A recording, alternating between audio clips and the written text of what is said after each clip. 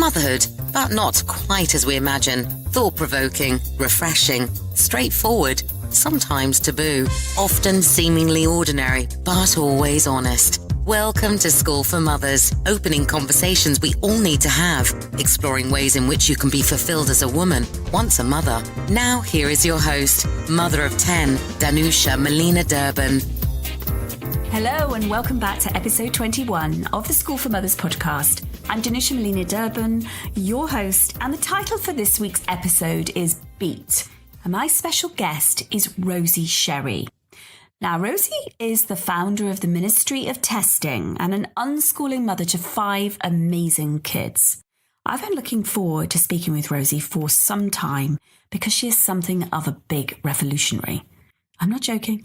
I'm so interested in her approaches to unschooling her children and her skills in building impactful, big communities.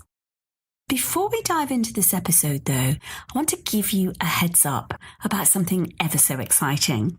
On Sunday, the 31st of March, we'll be sharing a special Mother's Day episode. Not only will we be celebrating mothers across the world, I know it's a UK date, and later in May, for instance, in the States, that's Mother's Day, but just humorous as mothers in the UK. And our special episode on the 31st of March heralds the start of our twice weekly format. Yep, we're going to be even more here.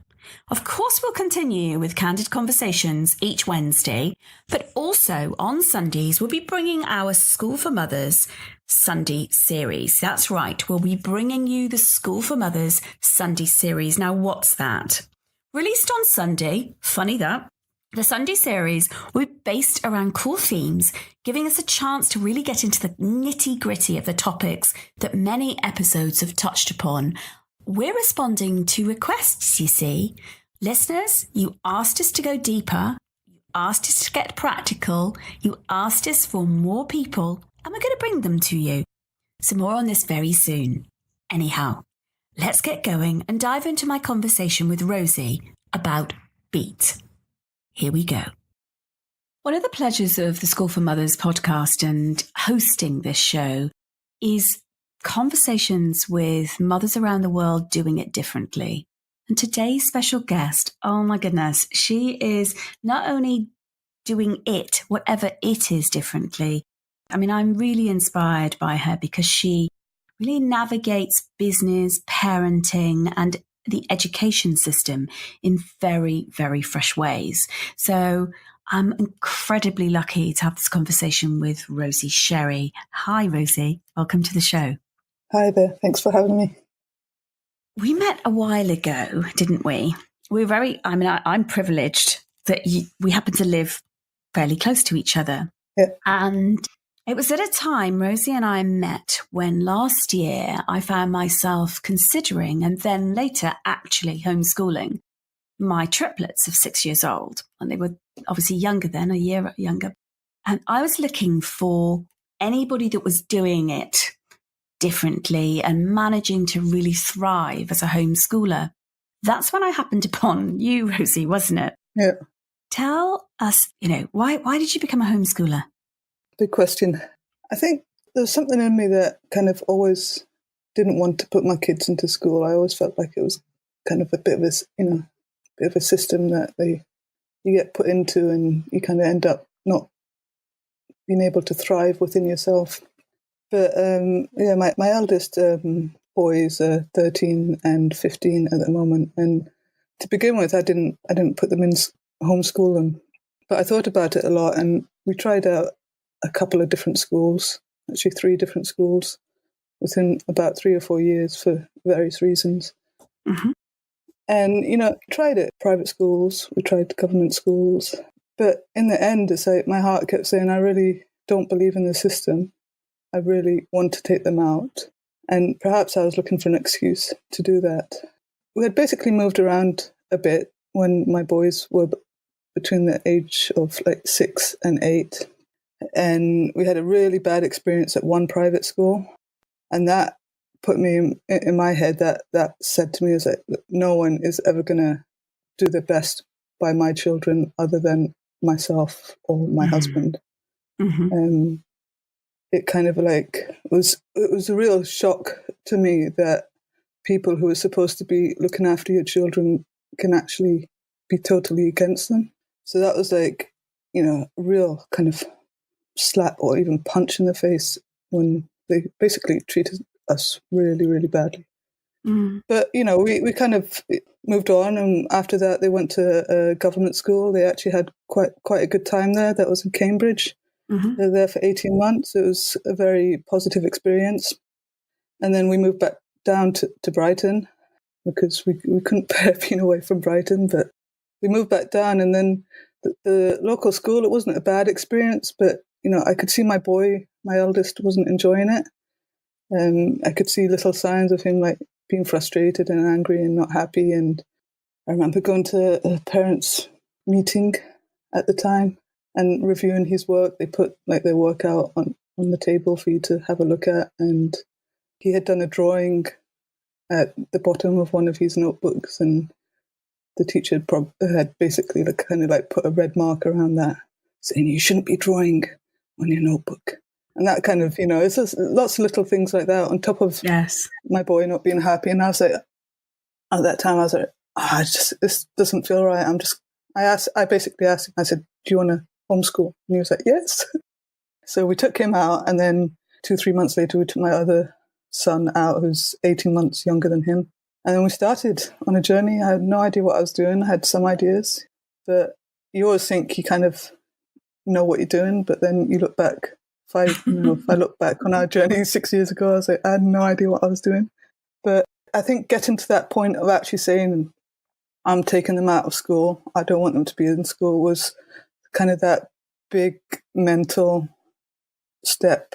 It's really hard to make that kind of jump, because it's not just taking them out of school. It's like everything around you in life is, you have to end up restructuring or reevaluating, rethinking. You know, that it's not just the kids, it's my life as well. Yes. And even my husband's life. So it's like everything from that point on has been literally taken day by day, looking at it and thinking, what is the best thing we can be doing right now to make our lives work as a family?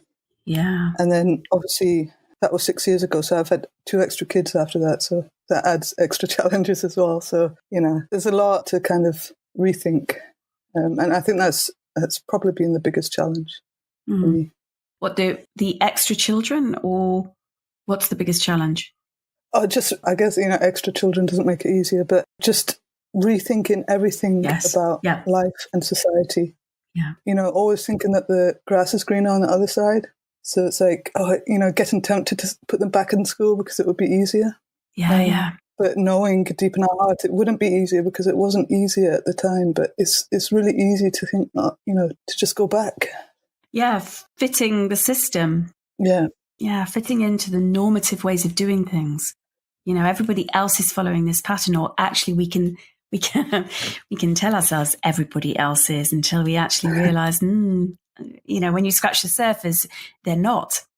I wonder, before we go on this, what is it about the education system that you could see that your sons weren't thriving? What actually, also, I'm really asking, what is it you don't believe in? I don't believe in any of it. Sorry. Do not apologize. No. I mean, what is it you don't believe in? I mean, what is all of it? I don't believe in the number of hours they should be at school. I think it's too many hours, for example, especially when they're really, really young, from the age of 4 in the UK. I don't believe in the curriculum. I think the things they're being taught are just daft. Aren't they crazy? They're absolutely crazy. It's just, I look at the curriculum and I'm like, no wonder kids get bored. Yes. It's just stuff they learn is not relevant. Yeah, I was going to say, what do they need it for? Yeah. But what about life skills? What about life skills instead of rote learning? For instance, I'll take historical facts, which of course are generally skewed towards a patriarchal model, but that's my unhumble opinion there. But, it's like, what do they need this for? Yeah, exactly. And there's so much of it. And it's like, I don't think kids can really connect with what they're being taught. And that's a big problem. Say some more about that. What are they not connecting with? That's what they're being taught. It's not relevant. It doesn't keep up with the world. It's not what they're interested in. It's designed by someone who doesn't understand really who the kids are and what they should be learning. It's streamlined, so it might be good for one child or two children, or a handful in the class, but not the rest. So school, I believe, can work for some people, but generally, I just it's so streamlined that they can't. It's so hard to customize it per child. Yeah, that's one of the big challenges, isn't it? How to customize the learning experience for each child. I mean, wow, what a challenge. I feel for teachers. I feel bad for them because it's such a. I wouldn't want to be a teacher because I think it's impossible. Such an impossible task. I also don't believe that kids all around the same age should hang out with each other for so much. There's a book that I read a while back, Hold On to Your Kids. It talks about peer attachment. That's basically, it talks about how children do not need generally other children to succeed in life. It's like society at the moment is so obsessed with the social circle, the friends, and all these, there's so much pressure. There is. For kids to be around other kids and how important that is. But that has totally been flipped from what it was from before the 1950s, where the families grew up together, the parents supported the children, or it was a family that supported the children. There was that real close kind of connection. There's a community, the local neighborhood or neighbors, all those kind of things. But, all that's been lost because now it's kids have to be with kids. But that in reality can be such a bad thing for kids growing up because kids end up attaching to other kids and they can't get the support they need from friends, obviously, because their friends are not mature enough. Then, they're still children. And the children, their friends can't give them the support that they need. It needs to be like adults, parents, family, who give them that mature kind of support. It's a mature direction, isn't it? And steer. Yeah. And children often don't have enough people of maturity in their lives. They don't. They don't. They have friends. They have friends. Yeah. That's what they now focus on is my friends, my friends, my friends. That's what matters. And actually, I mean, we're in a different position in our family, obviously, because there's so many of the children and so there's always someone for them to go to who's either been there or is like 5, 8, 9 years older, that there is somebody. But we're very unusual. It's not, we're not the norm. And even with my girls, I notice them, 15 and 18-year-olds, their focus has been very, very much on the social end of things. I don't mean going out, I mean the friendship part. And schools also constantly talk about the need for more social kind of just the benefits of being with their peers. And I've had to say to them with one of my triplets, well, how about he's an introvert? How about that he doesn't seek that? How about he actually prefers the company of either himself or adults, which is true. Yeah. I'm like, oh, but what about, and I'm like, he's actually a triplet. he doesn't lack peer time. It's like he has a preference for communicating from being an introvert. It's not like being an introvert, for instance, is a problem. It isn't. But, they're not made to feel like it's okay to be an introvert. Yeah. And to seek solace in their own space. It's like that's a problem. When I don't see it as a problem because ultimately one of the things that we don't get taught, whether it has to be explicitly at home, I think, but also in schools, is to be at peace with our own company. It's a life skill to be okay and to self-reassure as opposed to look for reassurance and validation outside of ourselves. Because actually one of the biggest skills that we can develop is to be able to reassure ourselves and build resilience. But then again, that comes back to life skills. Yeah, I mean, my 7-year-old son, it's amazing to look at him. He's never been to school. So I think he's, I can see the difference between him and my two eldest who did go to school. Uh-huh. He knows what he wants. And he's very confident within himself and he's not afraid to stand up for what he believes in. But I honestly believe if he was in a school environment, he wouldn't be the same. And I know that there's certain things that he absolutely hates doing, dressing up or getting on stage, that he would be forced to do at school. That might seem like something, or maybe I'm trying to be too overprotective as a mother, but I think if someone actually completely dreads those kind of situations, I remember I used to when I was a child, the kind of, I'm not sure if trauma is the right word. I think, if a child is forced to do things in front of other people and then they're made to feel scared or bad or ashamed or, all those kind of feelings that can go on, then it can really affect them as they grow up. So I know that, like, if my son had to get up on stage at school, it would, ruin his day, it would ruin his week. And to put any child under that unnecessarily, just because that's the way things are at school, or that's what schools do, I think is quite unfair. Yes. Well, I guess schools are trying to expose children to a medley of experiences that seem good to expose them to, when in fact it's just that whole thing of, being able to customize an experience. We can't. So they have to have this homogenous kind of journey. We're not like that. Yeah. So you've got all these things that you don't believe in. Yeah. And you've got, now, I may have misheard you. I may have misheard you. You mentioned you have a 15-year-old, a 13-year-old, and then you had 2 more children. Now, I thought you had 5. My maths is terrible. So, but I think that sounds like 4. So you do have 5. I do have 5. Well, I missed out my middle one because he was like a toddler at the time. I just didn't speak about it. But Right. You've got 5. So okay. Yeah. And I didn't lose him along the way. Yes, exactly. I was just like, I swear you said you had 5. It's the whole home ed. I don't know if there's a Channel 4 and Dispatches program about home ed people, how we like to basically try to, home ed children are not visible enough according to society. So yeah, maybe he's one of those that I'm trying to hide. Why does, yes, you're trying to hide that poor little kid. What's society worried about in home ed then? Well, I don't know. I think they're scared. There's a lot of theory behind it. There's perhaps the government trying to get control over things. They use home ed as a way to say that abuse is being hidden in families. They try in the program the other day. They tried to correlate homeschooling with illegal schools and homeschooling with inadequate parents who can't teach the children.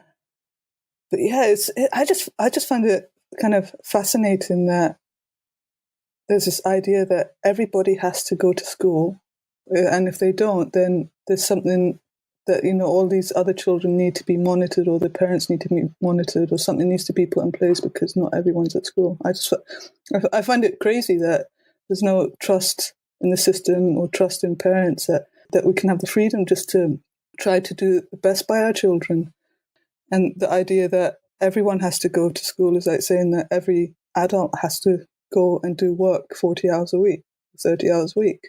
I mean, imagine if the whole of society was like that. It's like forcing everybody, regardless of their ability or situation, that they have to go into work, into a desk job, basically, for a full working week. It's crazy to even suggest that. So I honestly think that people just don't understand how people learn, and that's what it comes down to. And there's this whole system of schooling that's been built up that people try to pretend that it works, but it doesn't really work. But it's a system in place, and that's a system that allows parents to go to work.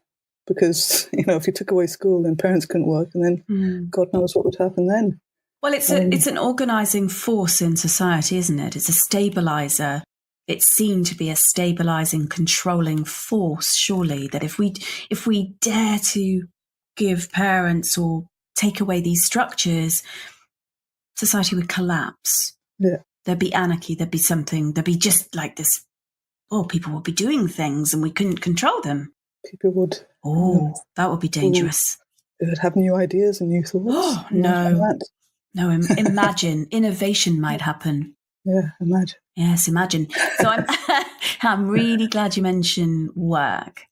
So because you haven't kind of contained this. Oh, let's just be more blunt about this. You're not a stay-at-home mum. Amazing job. Obviously, we both know that.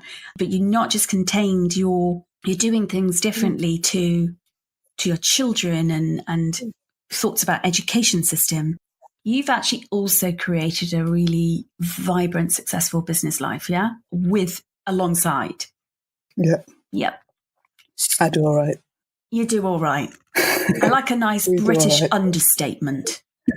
I do all right. Come on, spill the beans. Yeah. What do you do? I don't know. What do I do? I used to be a software tester. So that's like a career path in the tech industry. You can be a programmer, you can be a designer, you can be a manager, you can be a tester who the role is essentially to find problems in software that's created. Yep. So I started that before I had kids. And then after I started having kids, I realized that nobody wanted to hire me because I had kids. Oh. So I said, this is fun. Oh, great fun. Yeah. It's quite a common story, yes. I would say. Mm-hmm. But I maintained that interest in testing, and I did a bit of freelance work here and there. I worked with my husband as well, doing bits and pieces. So I kept myself busy. And then I started doing some kind of local kind of tech meetups. I did a Girl Geek dinners for like a couple of years. And those were really popular, and I kind of really gained a buzz from that. And this was like 2006, 2007, when it was like Web 2.0 kind of era where everyone was getting excited about these social applications or services being built. The likes of Twitter popped up around then. And I kind of, I maintained the interest in testing, and I saw an opportunity to change the testing world because I kind of like enjoyed testing, but I was like so annoyed with it because I knew it was like working very much from an outdated perspective. Like, they were doing work just for the sake of it. And generally people would, produce a lot of unnecessary work just to get stuff tested. Agile wasn't kind of as popular back then, especially for testing, and testing kind of had to catch up. But anyways, so I discovered that I loved community building, and I kind of knew that I could do it, and I was quite, I wouldn't say extroverted, but I'm quite confident online. I'm not quite the same offline. Yeah. But, it's good fun. So I basically started an online community for testers. And over the years, I kind of built it up. And in the back of my head, I thought, it'd be nice to turn this into something that I could make money from. Every year it grew bit by bit, and people liked what I was doing, which was kind of just trying to be fun and different. And then come around 2010, I was like, so this was like 3 years of doing that just for fun, so to speak. I said to myself, right, I've had enough of doing this, because it was starting to take up a lot of time. And I said, all right, I'm going to turn this into a business to make it work, or I'm not going to do it at all. So that's like when I started doing things. 2011 or 2012, I did my first conference. And then fast forward to today, we've got like 10 conferences or events happening across the globe, from San Francisco to Australia and New Zealand, and some in the UK, some in Europe, the Netherlands, Germany. We did some in Dublin last year. But yeah, and we've got a team of 10 people now working with us. Yeah, I mean, people love it. And there's kind of that really special thing about what we do. I can't quite pinpoint it, but I know it comes back to me in everything that I put my heart into. And I honestly think it comes back down to me and being a woman and just being fed up with the way that other businesses are run. I just looked at them and I said, I don't want to be like them. I want to be like this. And I would try to find examples in like other industries of people doing positive things, and I kind of take bits and pieces of their ideas and apply it to what I was doing. And I think people see that, everything I do with my hand on my heart. And I always say, I want to do the best for the community, and I do. Mm-hmm. And, honestly, people just, see right through that and believe in that as well.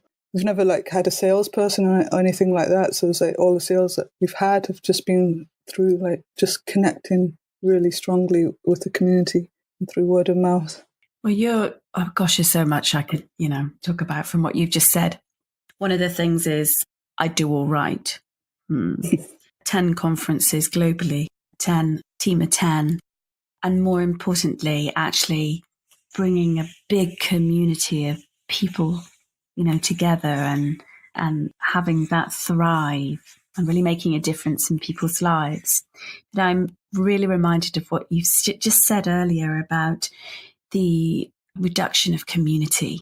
So when you talk about, the kind of way that children are now, we've focused over in children's childhoods about, peer attachment rather than the community and the family and that. And here you are building a business on a community basis, by deepening connection. So you're actually living it in the business world. And you mentioned you were fed up with business like it is, like you see, and that you wanted to do something different. So what is it that you were fed up of? And what have you actually instead concentrated on? I think it comes down to just being human. No, surely not. So I go back to a word that me and my husband use quite a lot, is transactional. Yes. It's the old school way of doing things is very transactional. School is very transactional. Yes. The business world is extremely transactional. It's I'll do this for you, but only if you do this for me. I'm not going to give you something unless I'm guaranteed to, get something back. Or, yes. All of that kind of mindset is I don't like it. I really don't like it. It doesn't make me feel good. It doesn't help me thrive as a person. I think everything's measured these days because everybody thinks that, oh yes, we must measure this and that, otherwise we won't succeed. Or how do you know someone's learning or progressing? Or how do you know if your business has grown if you don't track everything that you're doing? And I just don't need that. I don't need all of that transactional stuff to help me grow what I know is growing in a positive way. I know that when people come to me and they say, you've changed my life, I was like, oh, that's, good enough for me. It's I don't need other people telling me what works and what doesn't work. And so you don't need other people defining your KPIs for you, your key performance indicators, no? Yeah, I don't need other people telling me how to work or what to work on or telling me what's important. Yeah. I don't need people telling me I need a sales team to help me grow. Yes, I'll figure it out as I go along. I'll go and I'll follow my heart, because business plans and business strategies and predicting for the future for me just don't work. I look maximum 12 months ahead of my time. Trying to plan for the next 12 months. Any more than that is just not even worth kind of planning for. But, it sounds, all fun from the outside and amazing. And it has been amazing that I've been able to do what I've done. We're a team of 10. We're remote. We're all completely remote. We're a really great team as well. But it's also helped me understand what I do and don't want. So I've realized that I don't want to be the CEO of the company that I'm building. I realized that as I was growing, it is, the day-to-day of managing a business is not where I wanted to be. It's I love the community aspect of it, the people aspect of it, the understanding what makes people click. And that's what I've personally been working towards over the past couple of years now. But I now have a CEO in place who runs the company day to day.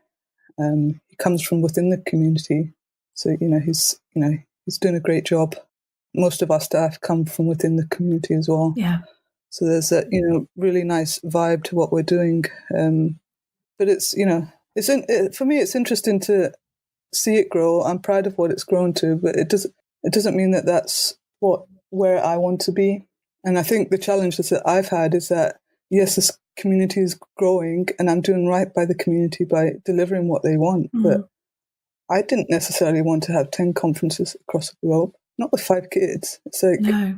all these people were putting pressure on me saying, I want a conference here, I want a conference there. And that's why we've kind of grown our conferences. But that filled me with utter stress in the first year or two that we were doing that. So I was like, okay, we'll do them.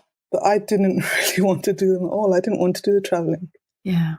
I'm just not interested in that. So it's like I had to try to figure out ways to make that work. Yes, figuring out ways to build what the community needs, but that actually you don't necessarily want for yourself and your family lifestyle. Yeah. So it's I was very much torn in many ways, because I love the remote lifestyle, because I can't do it any other way at the moment because of the my crazy unschooling stuff and number of kids. But I wanted to keep the community happy, and it's a hard thing to do, and the community doesn't really see it from like the business perspective either. They don't see the challenges of trying to grow something, trying to pay for things, and yes, we've never borrowed any money. We're completely bootstrapped, and so we've reinvested everything we've made. And as a founder, I've made sacrifices too. It's like I've sacrificed money over growth. So it's like I don't make as much money as I could have done just by keeping small and keeping it to 1 or 2 conferences a year. I could have probably made more money, but instead I've gone for growth. And it doesn't mean that I'm not well enough paid. It just means that it's like you kind of have to think about these things as a founder. Yeah, what's more important? And there's no easy answers for that. And I'm not money driven, but if in your head you're given the choice, well, I could stay small and make plenty of money, or I could grow and build a great thing and potentially make more and more money down the line, but you just don't know. So it's that's a big risk from my perspective. Yeah. So there's a woman you interviewed the other week, the one who wrote a book. Most of them have written a book. Yeah. Where's your book, actually? Brave. Yeah. Well, not yet, please. Don't. Yeah, no, just putting it out there. But she was talking about which one? How she's gone.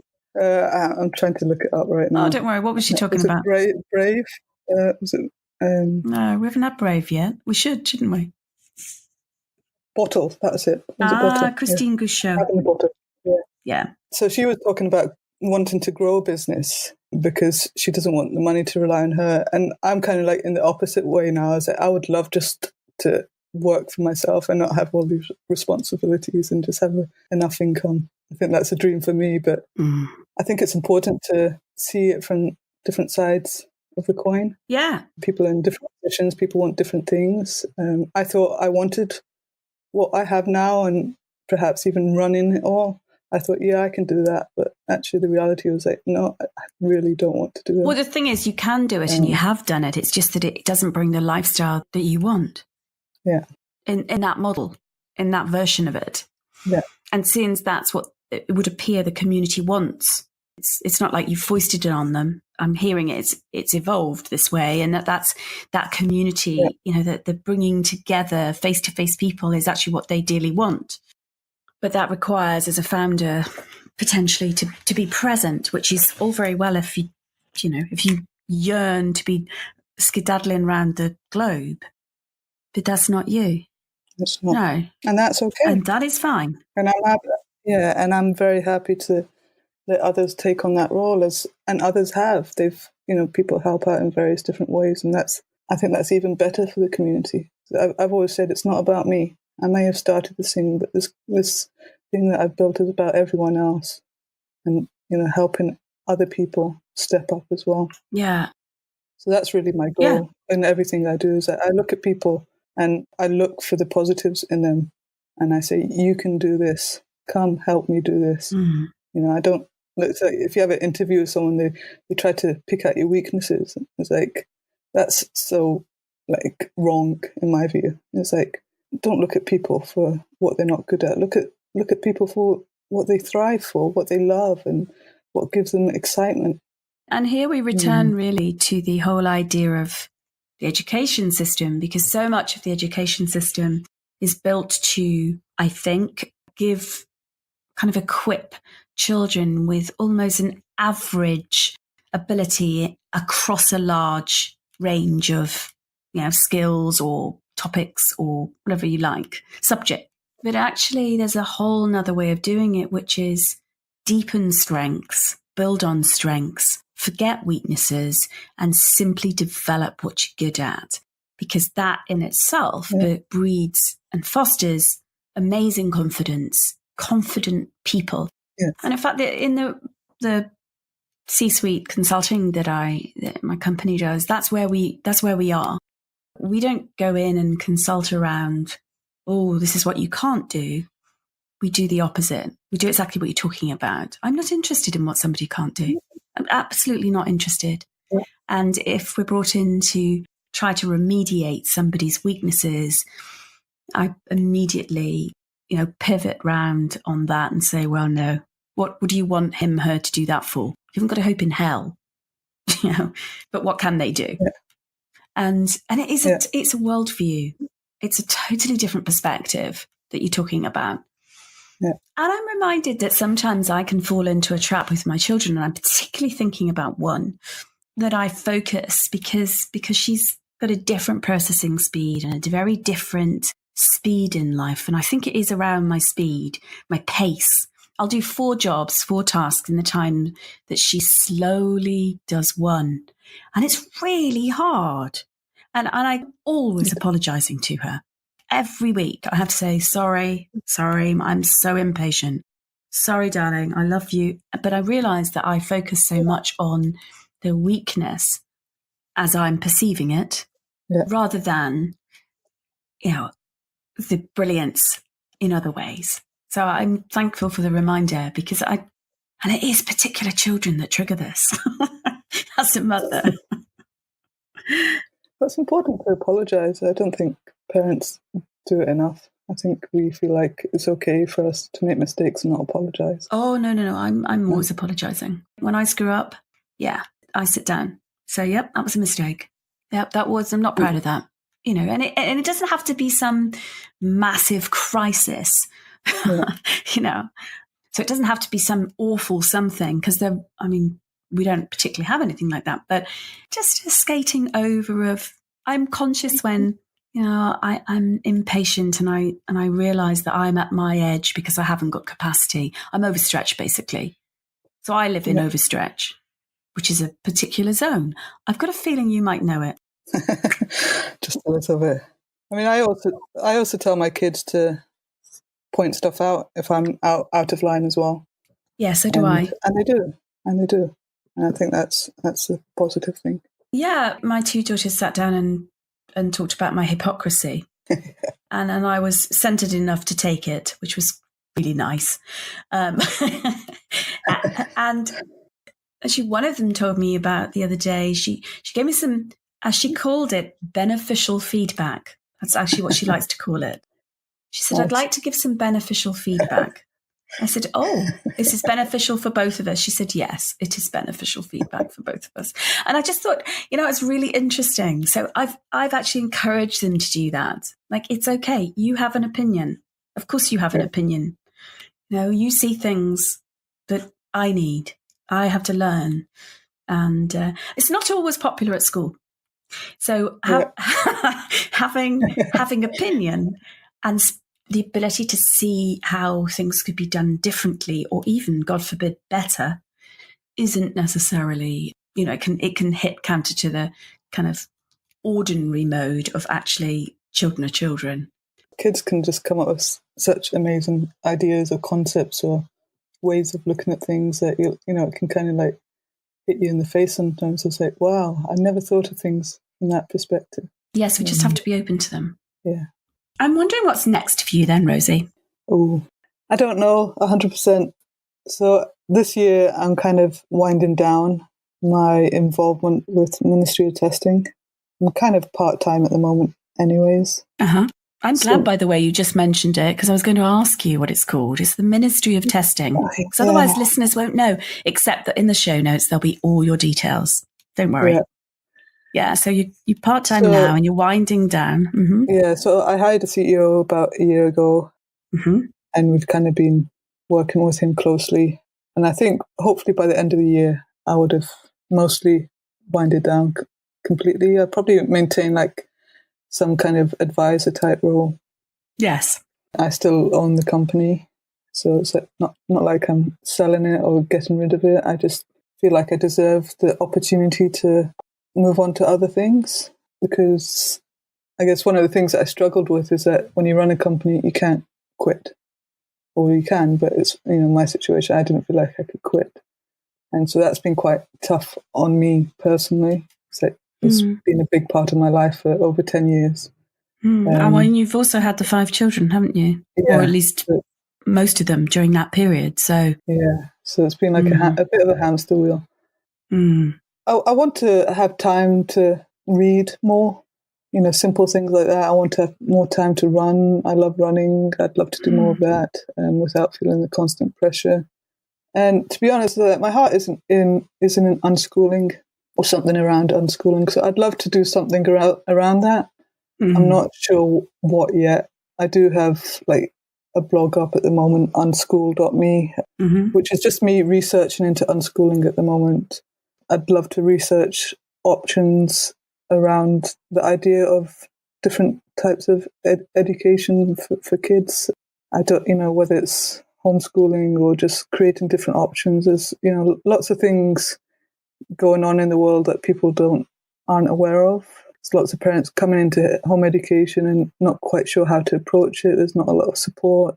There isn't. There isn't, and it's like, or even things like one thing that would be fabulous is to be able to go to school part-time, but at the moment that just doesn't seem to exist. I mean, some schools do flexi schooling, but it's really hit and miss.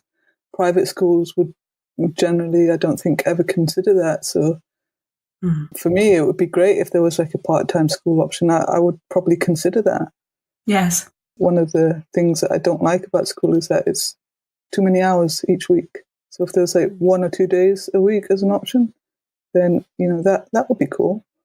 So yeah, I think I'd just like to spend some time doing that kind of stuff and figuring out what to do next. And I don't know, we'll see. Nice. Well, one of the things that struck me as soon as I looked at the homeschooling, unschooling, subject, and around where we live, there's actually thousands of children who don't attend school. Yeah. So it's one of the larger areas, isn't it? Yeah. But there's actually no systematic organisation. There's no community, in other words. Yeah. There's a lot of people doing their own thing, and there's a Facebook group where people post stuff to, but a sense of community isn't really strong, I don't think. And No, it's not. And the organisation of the actual activities, which inevitably, of course, if you're homeschooled or home ed, you do loads of things. It's actually it's an incredible commitment to your children. It's not like you get up and just like, hey kids, just go on the sofa. Yeah, just sit there. That's it. Yeah. Put the TV on. Just watch daytime TV for me. Yeah, it's not that. It's anything but the amount of input and commitment and relationship with your child is thoroughly different. And therefore, there are lots of things going on, but a hub space and a community, and I don't actually mean a physical one, but an online one is so needed. It's missing. And it was the first thing as a businesswoman, I was like, wow, why hasn't this been done? Yeah, because nobody can commit to it. Their time is like everyone's free flow kind of. Yeah. There's no one standing up for it, And maybe I will be the person who does that. I don't know. I know I certainly could, but I need to kind of be ready for it. I'm not quite ready for it. And I mean, I used to run a co-working space in Brighton, probably like 10 years ago as well. I love doing that, bringing people together. I think that would be great to have a physical space for home editors as well. But it's hard to find space. It's hard to find the money. It's the funding. It's the funding. There's no support for that. So it's like we have to self-fund somehow. Yep. I believe. So, those are all very much ideas that I would love to pursue, but one step at a time. Yeah, and I love what you've just said about being ready, because you've built something really rather large already, and you know what that's taken to do that. Also love the words that you use. You deserve that space. You need that space to really consider what is the next move for you. And as much as you can do that, as you could do what we've just mentioned, is that really it? Is it? Because it's going to take a lot to pull off, to actually bring to that community. Yeah. And I like that lesson a lot, because capable women can do a lot. We can turn our hands to a great deal. It's whether we want to. Yeah. It's having that discernment to actually choose, oh, yes, I could do that, but that's not right for me right now. Yeah, it's not easy. The home ed community is really varied as well. So I see that as lots of interesting potential challenges there. Yeah, exactly. But yeah, I mean, in my heart, it's like me. I want some time for me. I've spent 15, 16 years raising kids, having kids, running a business.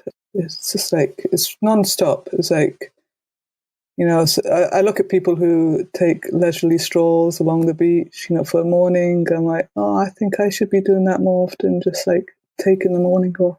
But I'd never get the chance to do that, because there's just so much going on all the time. So I think, me.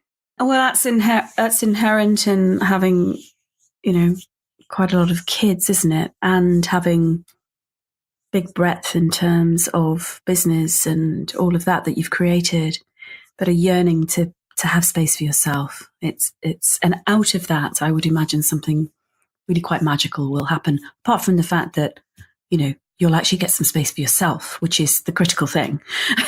But I can't think that your little genius brain there is gonna kind of dormant for too long, Rosie. Yes, I know.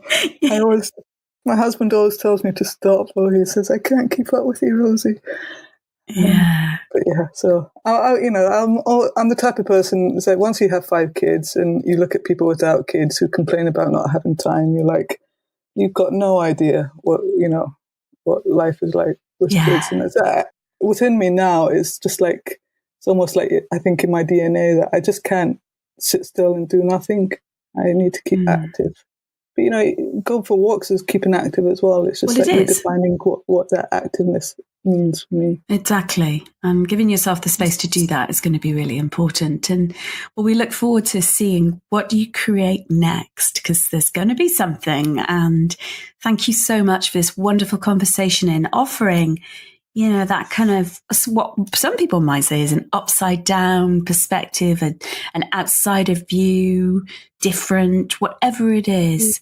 I thank God that you're beating the systems and you're really, really doing things differently. So thank you. It's been a pleasure. Thank you. I appreciate the time. Thank you. Wow. I hope you loved hearing Rosie's perspective as much as I have. She's such a life shaper, a go-getter, and someone who keeps her eye on the prize, at least the one that matters to her. I really admire that. Thank you to Rosie for jostling up the world in all the ways she does. I just know we're going to hear a lot more about her work in the world. Next week, I'm joined by Emma Campbell. Emma is an author, speaker, mum of 4, and cancer survivor. Like me, she's also a triplet mum. I'm hoping to chat about Emma's journey with multiples, cancer, loss, love and living.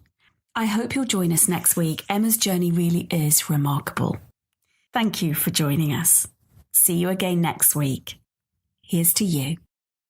Thank you for tuning in to the School for Mothers podcast. To continue the conversation and keep your dose of inspiration up, head over to schoolformothers.com/podcast, where you'll find bonus content from Danusha and her guests on habits, recommendations, books, best apps, time-saving secrets, life hacks, health, sleep and anything in between. That's schoolformothers.com/podcast.